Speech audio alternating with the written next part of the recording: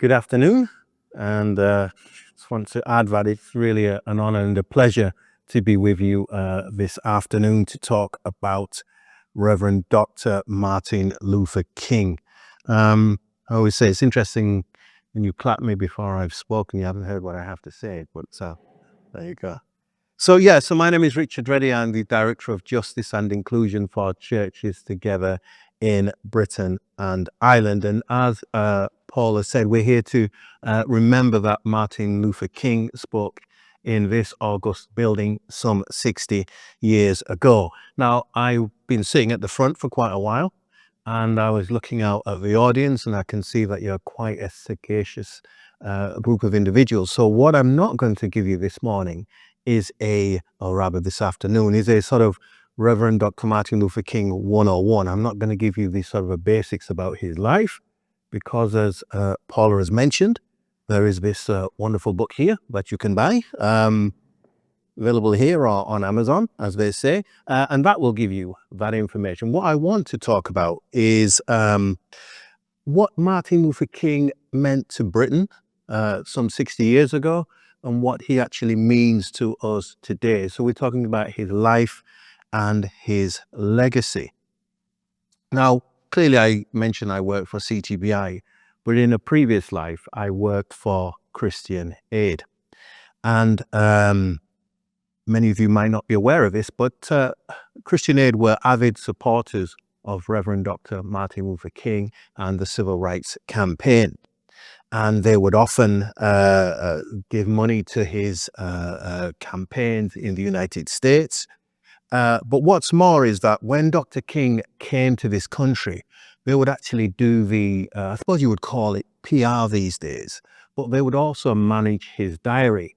So I think you can say that Christian Aid were largely responsible for him coming here and preaching some 60 years ago.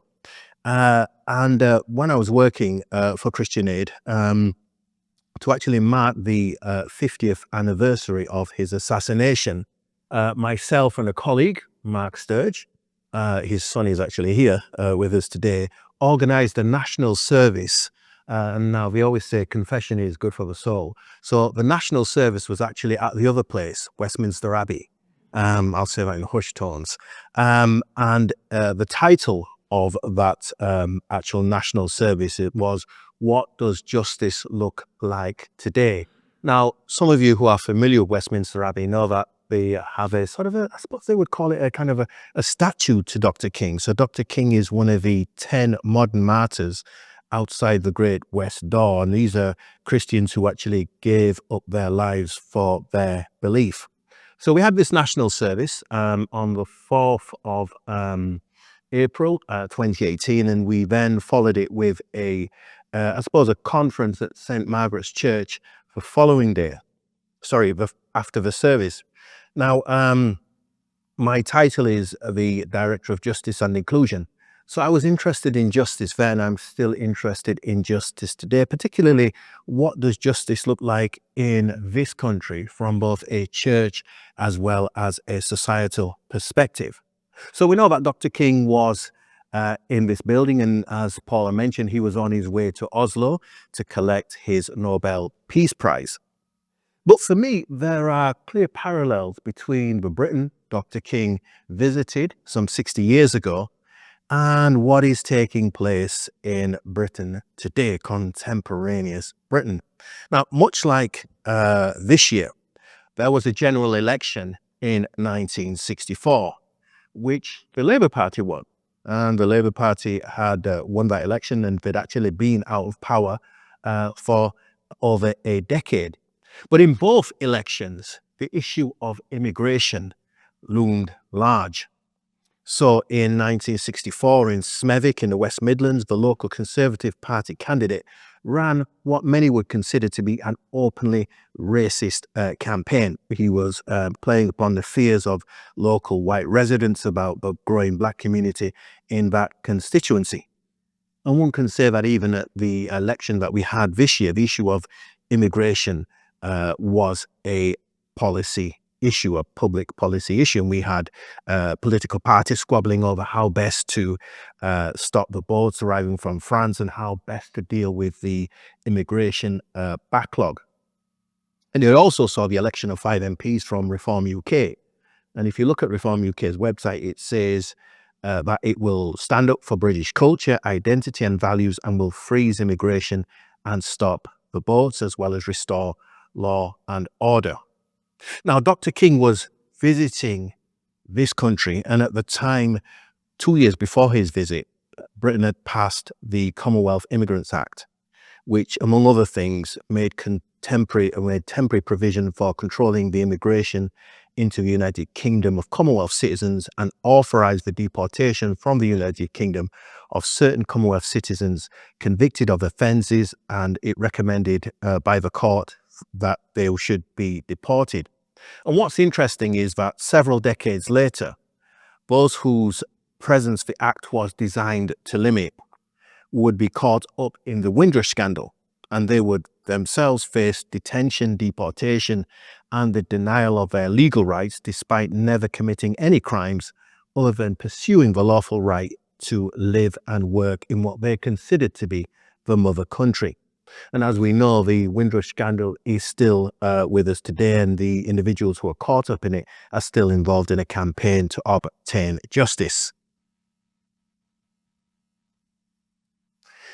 Also, as we know, this summer saw some of the worst religious and race-related riots in Britain for decades. And sadly, in one particular incident, one appalling incident, a hotel in Rotherham was housing asylum seekers, and it was more or less set on fire by individuals wearing balaclavas. And what was particularly disturbing about this incident was the fact that men, women, and children stood by watching these individuals as they sought to set fire to this building, an act which clearly could have resulted in the loss of lives.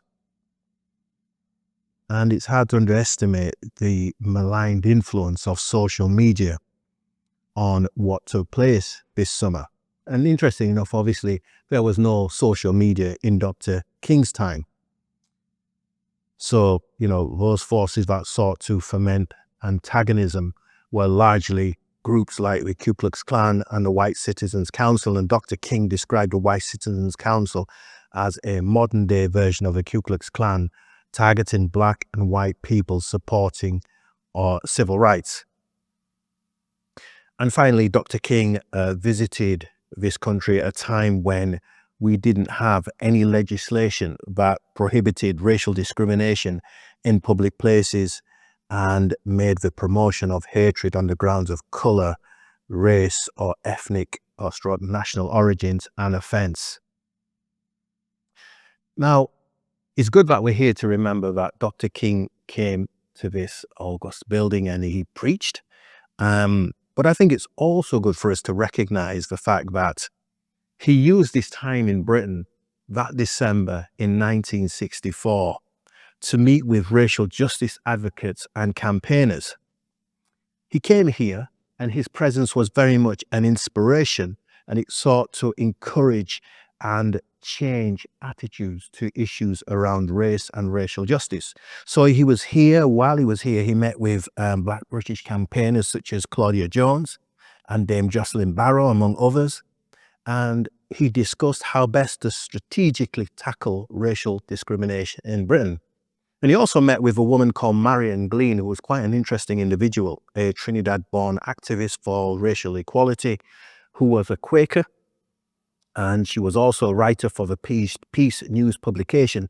And she invited Dr. King to a meeting, to a gathering of activists in London.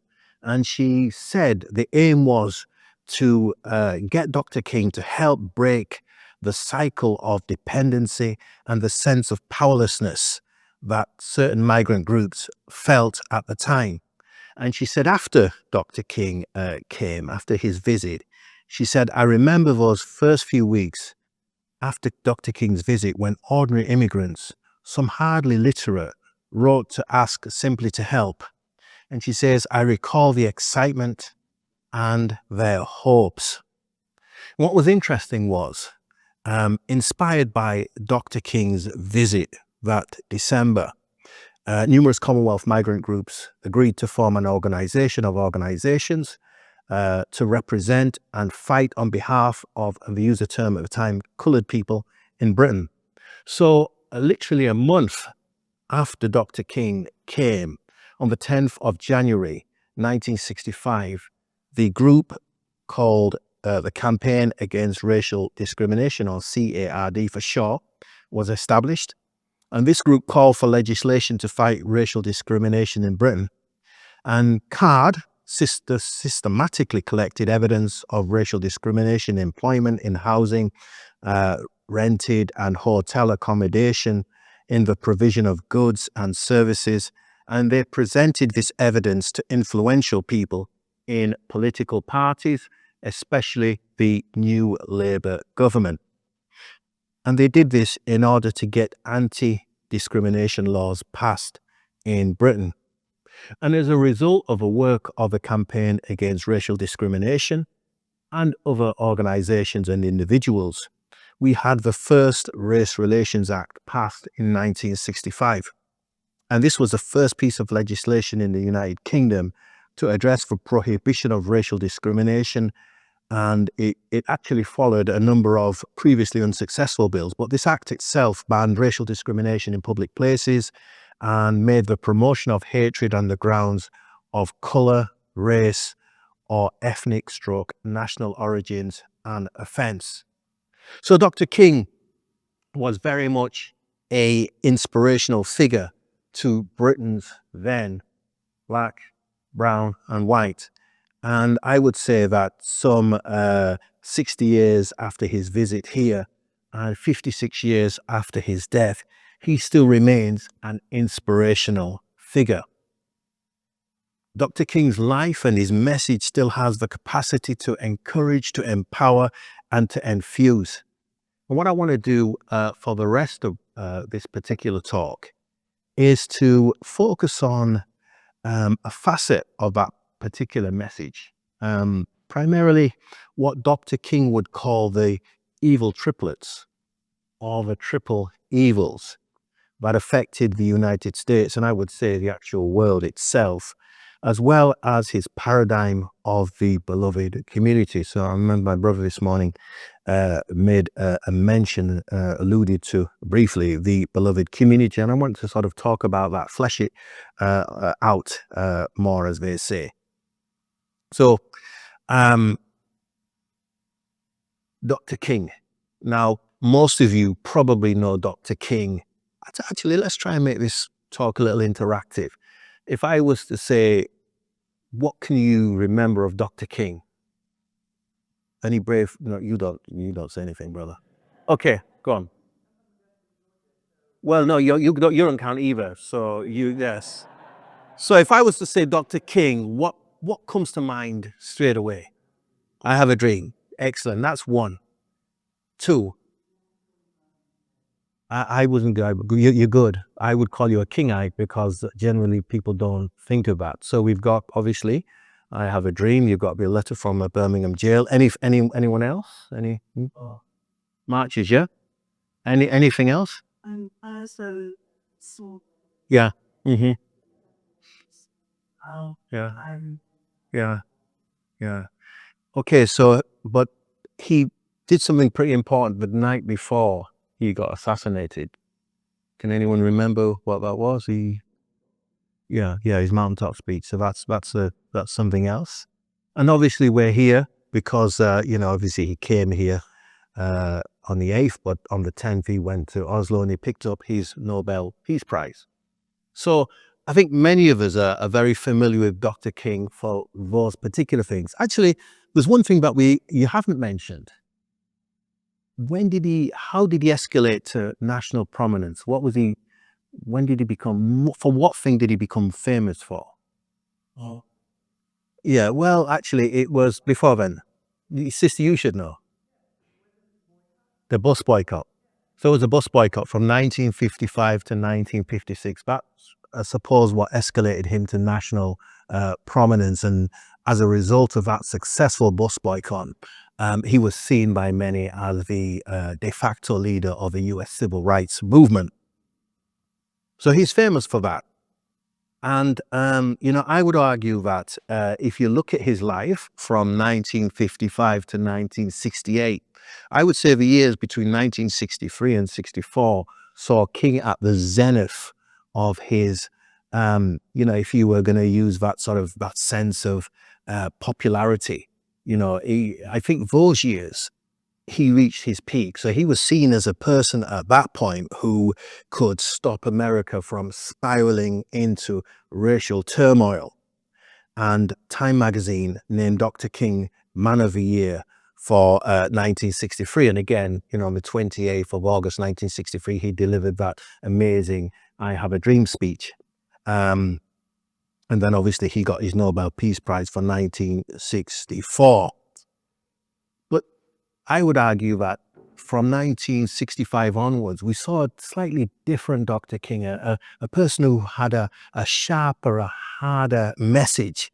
He became more vocal, for instance, about America's involvement in the Vietnam War. And he actually alluded to this in his speech, in the speech that he delivered at the prize-giving ceremony in Oslo. But, one could argue that the fact that he had received a Peace Prize meant that he actually did step up his opposition to the war, and King further developed his thinking in this area via the notion or stroke concept of the triple evils of racism, poverty, and war. He kind of outlined this on the 14th of April 1967. He delivered a speech at Stanford University, which he called The Other America, in which he addressed these three societal ills and how they were barriers for living in what he would call a beloved community. So, triple evils or evil triplets. And the first of the evils was or is racism. Now, this time last month, there was an election in the United States, and that saw, I suppose you would call it almost like the re-election in a way of Donald Trump as America's next president. I'm not going to say any more about that. I'll just park that one there for good reason.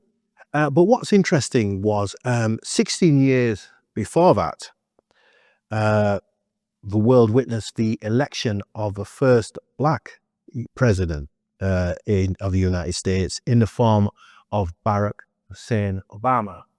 Remember him? And I remember when Obama was a bit like Donald Trump at this point, the president-elect, seeing a couple of posters. And one poster had Obama's image juxtaposed with Dr. Martin Luther King's. And under the photograph of Dr. King, it said, "I have a dream."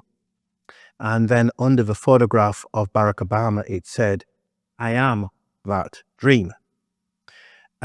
Which subtly, or some would say not so subtly, was suggesting that somehow America had got over the worst aspects of its racism, and that the barriers that had previously held by African Americans for centuries had finally been removed.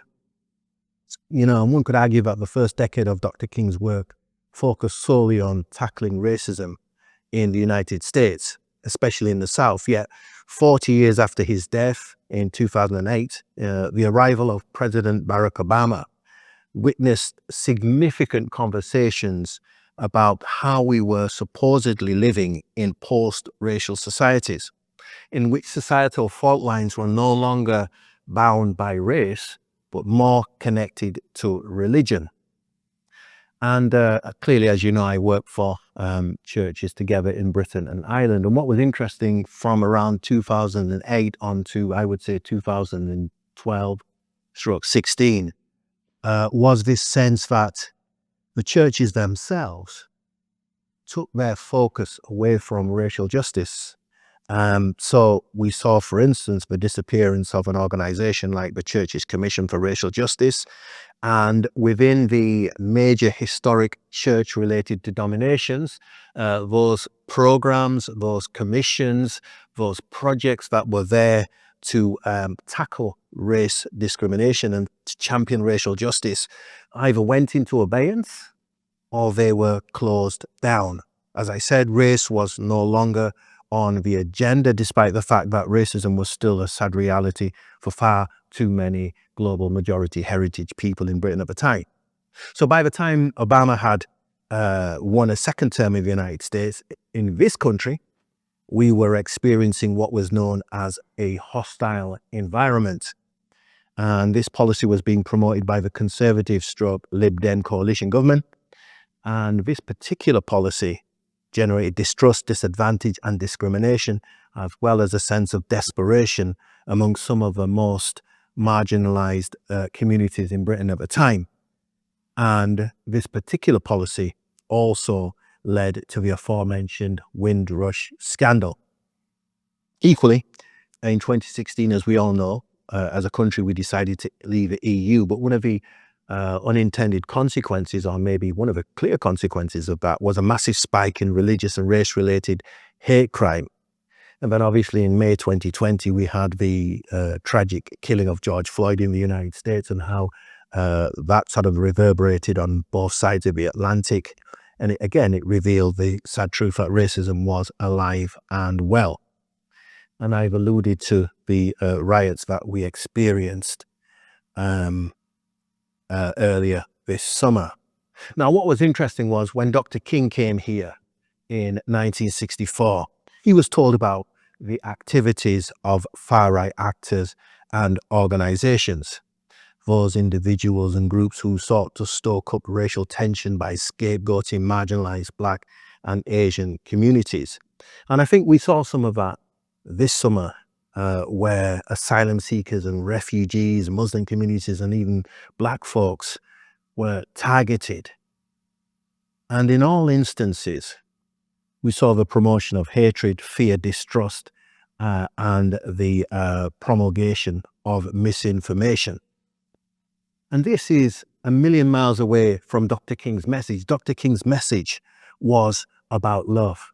It was about hope, and my brother spoke about hope this morning. It was about hospitality, and it was about unity. So let's move on to the second of the triple evils, poverty. You know, by the mid-1960s, Dr. King acknowledged that it was one thing for African Americans to be allowed to eat burgers and drink milkshakes at the same lunch counters as their white counterparts, but quite another for them to have sufficient funds to actually buy those same burgers and milkshakes. And Dr. King was so concerned about the existing economic inequality in the United States, especially amongst Black and Hispanic communities, that he actually called for a Marshall Plan, akin to the US program that provided economic assistance to Western Europe after World War II. So he reckoned America needed something like that to alleviate the ingrained poverty that existed in the world's leading nation at that time. And if you know anything about Dr. King, one of the most audacious things he attempted towards the end of his life was the Poor People's Campaign, PPC. And this was something that would see African Americans, Hispanics, First Nations people, as well as poor white Americans, travel to Washington, D.C. in caravans and set up a makeshift camp right in the heart of the Capitol to dramatize the issue of poverty in the United States. And it was a radical endeavor. And it was one of those things that sadly King never saw to fruition. But from a British perspective, you know, I read a recent news story on the BBC website, and I'm sure we can all trust what the BBC says. But according to this news story, it said that a record 9.3 million people in this country, including 1 in 5 children, are facing hunger and hardship. And according to the Trussell charity, who actually put together the report, this was 1 million more than 5 years ago. And for me, poverty is a justice matter, but it's also a racial justice matter. because the same report pointed out that the rate of hunger and hardship is highest for people living in Black, African, Caribbean, or Black British families at 28%, as compared to 11% for people living in white families. And these figures come on the back of statistics from the Office of National Statistics, and they came out of a report in 2019, which showed that most ethnic minority groups earned less than their white British counterparts. Finally, in terms of the last of the triple evils, we have war. Now, Dr. King, as you all know, was sure you do, was a student of non-violence. He believed this as a philosophy as well as a methodology to effect change. And any scholar of Dr. King would know that, it was a tactic that he used during the Montgomery bus boycott to great effect. It took a year for that particular campaign, but it did work. But what's interesting about Dr. King is we know him as a person who was committed to nonviolence, but most scholars will tell you that during the bus campaign, particularly in the early days, he wasn't fully sold on the whole issue of nonviolence. There are certain biographers who suggest that he had people, he applied for gun licenses or permits for those who were protecting him. And some biographers even said that he himself actually applied for a license. And although he spoke a lot about Mohandas K. Gandhi, Mahatma Gandhi during the campaign, at the time he actually admitted that he didn't really know that much about Gandhi. And it took the intervention of a Black Philadelphian Quaker, Bayard Rusted, as well as a white Texan Methodist minister, Glenn Smiley, to really alter Dr. King's thinking on these matters. And both Rustin and Smiley were committed to nonviolence. And between the two of them, they schooled Dr. King in all facets of nonviolence. And, King's subsequent marches and campaigns personified nonviolent direct action, and his sermons and speeches would invariably extol the virtues and the efficacy of this philosophical approach. And as we know, he won the Nobel Peace Prize, and he saw the war in Vietnam as being morally wrong. And, akin to many African Americans at that time, he was against the war. And, he saw it as being quite hypocritical, particularly the involvement of African Americans who were going overseas to fight for rights that they didn't enjoy or experience in their own country. And according to the Library of Congress, approximately 300,000 African Americans served in the Vietnam War. And in 1965, for instance, African Americans filled 31% of the ground combat battalions in Vietnam, although as a percentage, they were only 12% of the American population. And in 1965, again, African Americans suffered 24% of all the US Army's fatal casualties. And then, consequently, the African Americans saw combat at a higher rate and suffered casualties also at a higher rate. And Dr. King would refer to the Vietnam War as a white man's war and a black man's fight.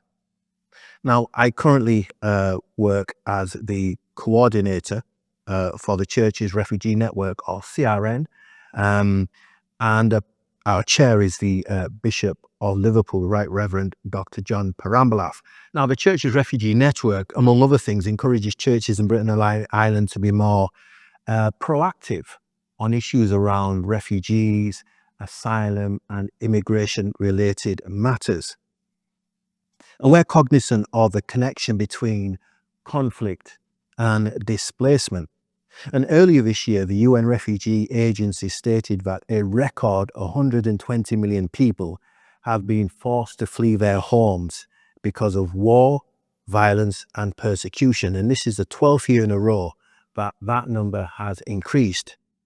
And the UN Refugee Agency point out that this figure of 120 million is equivalent to the population of Japan.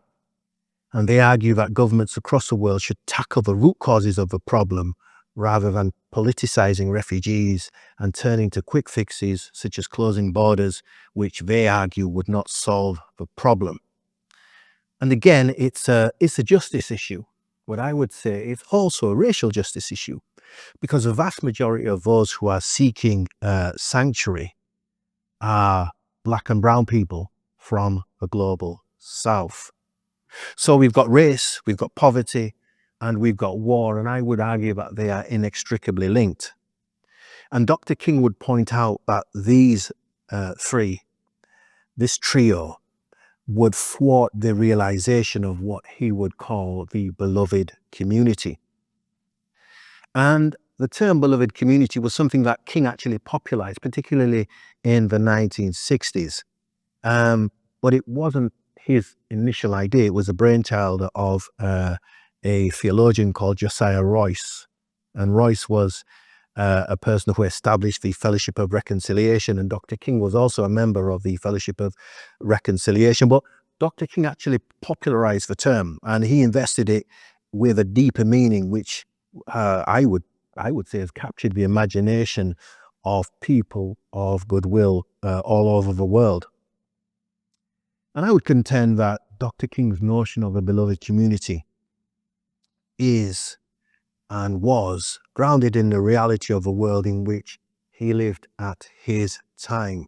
And it's important to recognize that in the United States in the 1950s and 60s, particularly if you lived in the southern states where slavery had existed, at that point, it could be a very dangerous place to live if you actually wanted to stand up for your rights.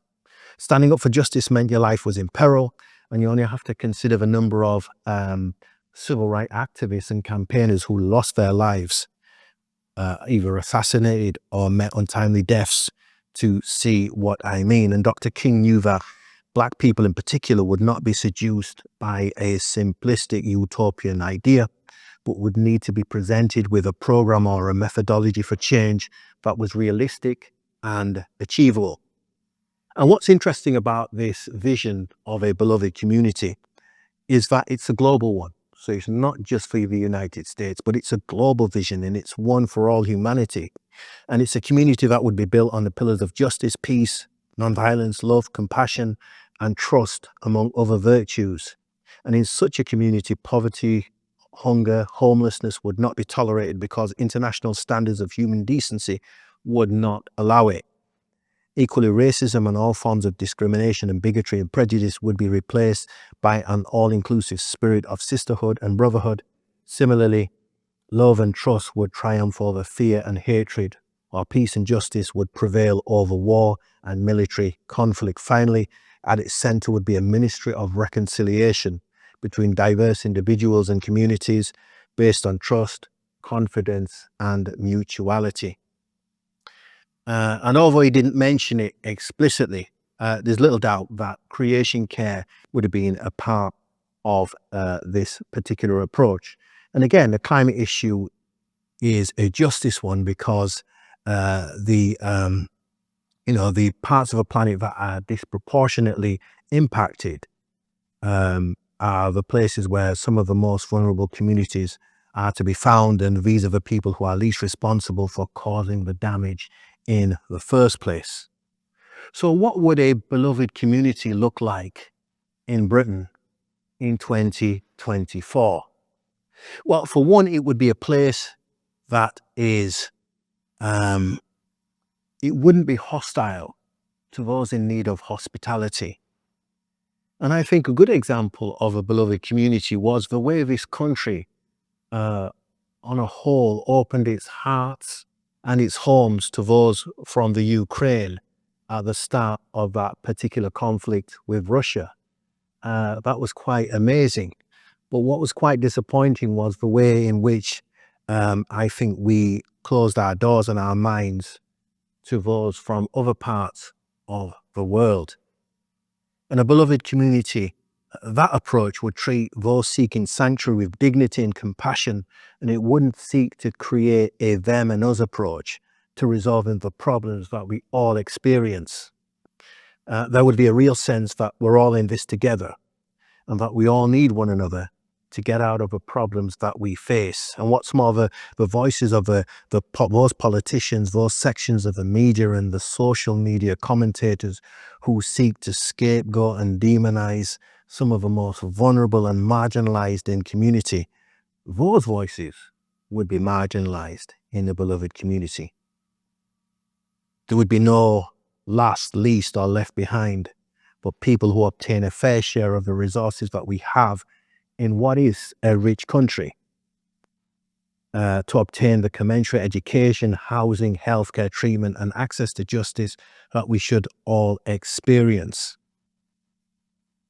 But here's the thing, what Dr. King said in 1967 was far from popular.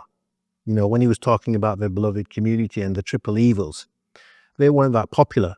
So on the 4th of April 1967, a year to the day before his assassination, Dr. King delivered his famous, or infamous for some, Beyond Vietnam speech/sermon at the Riverside Church in New York. And right afterwards, Life magazine was openly critical of him. Equally, the Washington Post accused him of being the mouthpiece for Radio Hanoi, and his Poor People's Campaign was denounced as being the actions of an anarchist, and his beloved community was seen as utopian at best, and the actions of someone who was under the influence of communists at worst. And Dr. King would be plagued by this communist tag throughout the whole of his public life. So in conclusion, I would say this. If we agree that Dr. King's public life began with the Montgomery bus boycott in 1955 and clearly ended with his murder in 1968, I would say that for the first 10 of those 13 years, he was someone who was controversial, yet was still regarded with lots of respect in the USA and around the world.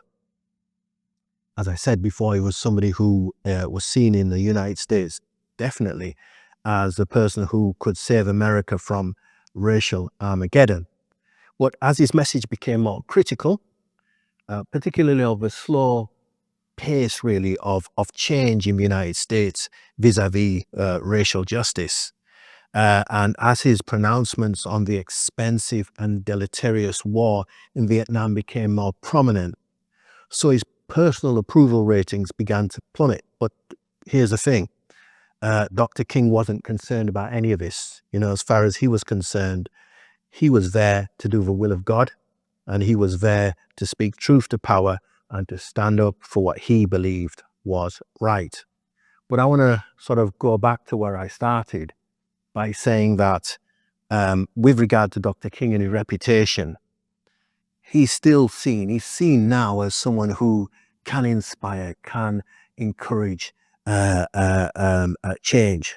He's someone whose ideas and beliefs have the capacity to do that. And you see that most movements, liberation movements, a lot of them tend to be, the more successful ones tend to be quite nonviolent in nature and tend to quote Dr. King.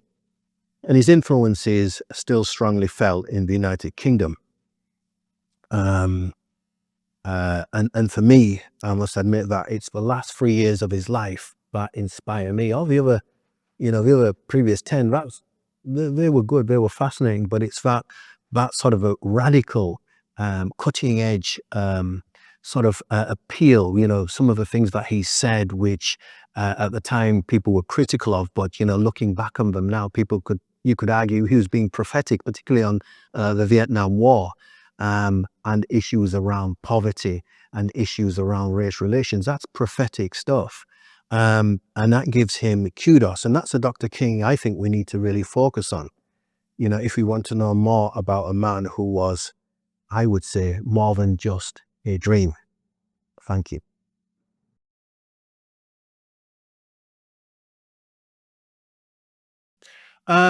Good question. Interestingly enough, in 1968, he was encouraged to run for president, and he said no. I think they wanted him to run on a sort of almost, I think, a peace and freedom ticket, and he said no, he felt uh, he could do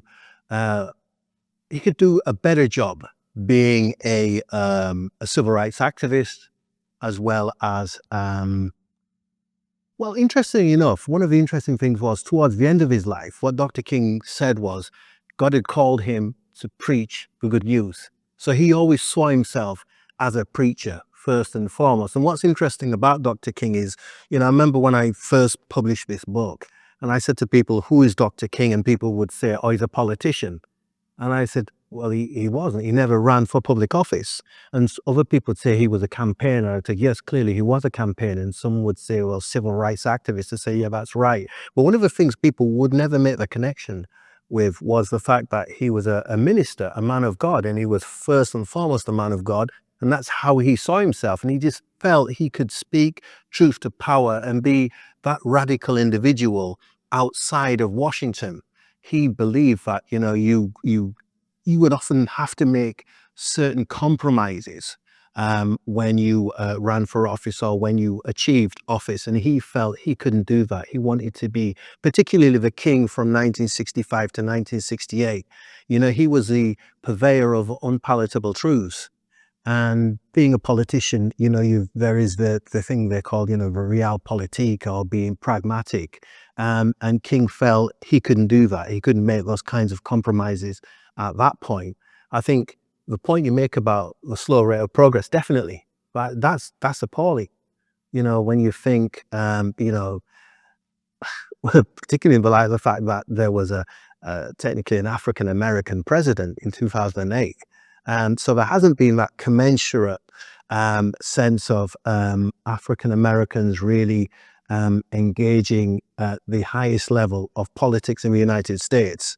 And I think that's a sad indictment on the United States and race relations.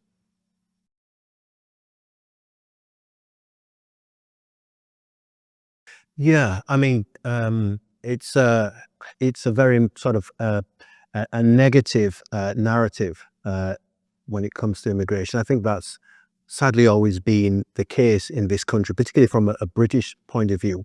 There's a writer called Robert Winder who wrote a book called, and this is the title, Bloody Immigrants, or Bloody Foreigners. I think it's Bloody Foreigners. And again, it looks at uh, I'd say the 700-year relationship between Britain and immigrants. So you're talking about Jewish communities, the Huguenots, obviously the Irish community, and then the African Caribbean community, and then clearly what we've seen since 2004. And again, immigrants have always been seen as almost fodder. The kinds of people who, particularly around election time, you sort of you can get particular individuals all hot and bothered over immigrants and immigration. And what was interesting, particularly in the lead up to this election, was I can't remember which organization it was that sort of did a survey and asked people about public policy issues, what is very important to them. And they found that immigration wasn't up there. It was issues around jobs, the economy, the cost of living crisis. But it's just that, let's face it, immigrants tend to be quite marginalized, particularly if you want to include asylum seekers and refugees as part of that conversation. They don't have access to the media. Their voices are not heard. They're fodder. They're easy, low-hanging fruit. If you want to get, particularly those on the right, some sort of red meat sort of response. You talk about immigrants and you always get a response. You always get a reaction. But somebody who is a son of immigrants, I know what immigrants have brought to this country in terms of their contributions. This country is great because of immigrants and immigration, and even emigration as well. So really, it's about trying to change that narrative. But I think as long as politicians know that they can win votes by playing the immigration card, and by playing the immigration card, you're de facto playing a race card, then they will continue to do so. And at the moment, we're seeing this in, when people talk about the culture wars, an aspect of that is this sense of immigrants and immigration. People coming here do not have our values. They don't stand for what we stand for. They're coming here and they're changing this country in ways in which are not helpful. And it's all very pejorative. It's all very negative. And what we want to see is a sort of a change in discourse where we actually see the positives that immigration can bring. As somebody whose mother-in-law was a nurse, a midwife, in fact, you only have to go to any hospital in London to see, the contribution that immigrants bring to this country. And then you've got, transport, you've got politics, you've got a whole set of spheres and whatever. And I think that should be encouraged, that should be championed rather than seen as being quite negative. And that, again, I think is something that, I think we need to hold our politicians, our media, in particular our social media commentators, we need to hold them to account over those particular issues.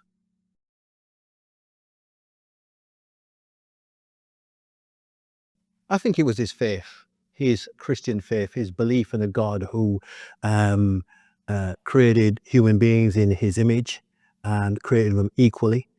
This sense that all human beings, their lives have value. And he got that from the scriptures, and also he himself, well, obviously was a clergyman. His father was, and I think his grandfather was. So he came from that tradition. Clearly, given the American history of transatlantic chattel enslavement and resistance to that, that formed his opinions as well. This sense that life has value, and this sense that African Americans shouldn't be oppressed by a system that, as far as he was concerned, was illegal and went against Christian teachings. So I would say it's his faith. In short, I would say it's his faith.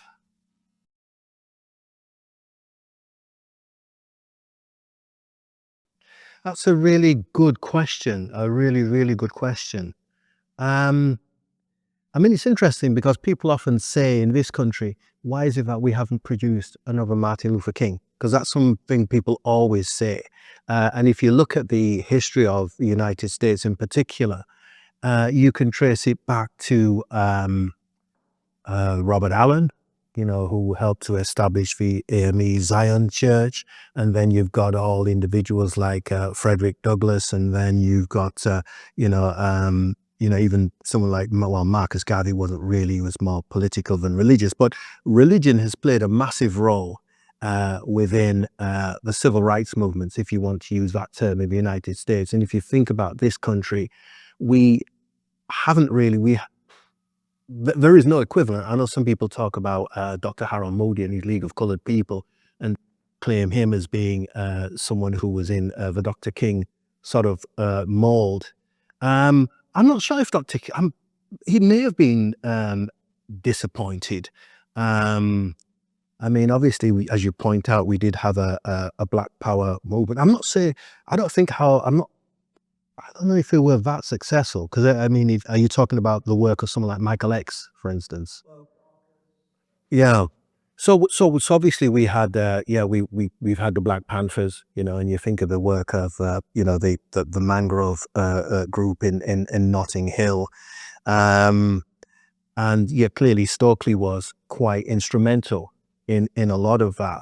And about the relationship between Stokely and Martin Luther King, which was at best tense, because obviously Stokely was someone, if you don't know, he's Stokely Carmichael was born in Trinidad but moved to the United States as a young man.